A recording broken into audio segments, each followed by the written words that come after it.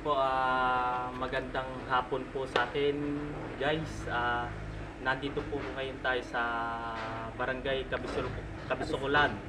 Ito po si Mother po, siya po yung nanay po nung nasunugan. Bagamat wala po sila rito, kay Mother na lang po natin ipapaabot yung konting tulong, Mother. Kasi Mother, marami rin pong nagchat na puntahan nga daw po kayo kahit bigyan din po kayo kahit konting tulong. Sana po makatulong po yung iabot ko. Ay, marami pong salamat at malaking bagay po sa amin yan.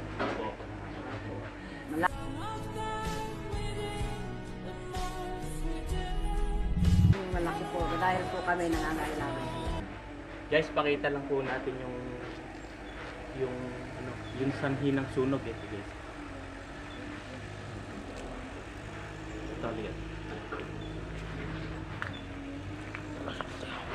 Guys, oh.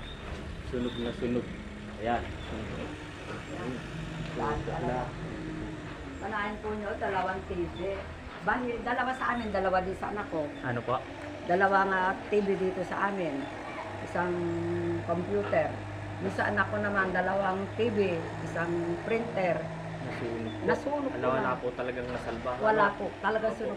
May nasalba pa man po. Parang sunog din po ata yung Opo. nasalba dyan. Ito guys. Ganun din. Ito pa yung kwarto. Marami. Ayan. Ayun. Tupo. Ayan. Nakapagod talaga. Wala, sagad. Tapos ito. Guys, kung mapapansin nyo, ayan, may gumagawa na po ron. May gumagawa. Sabi po ni Mother, mga halos volunteer lang din po, Mother. Opo, volunteer. Kahit din daw po yung mga gumagawa na yun, guys, volunteer din daw po. Ayan. Ayan nga po. Ayan. Ito, ay mga nasunog. Nasunog na po na mga tira.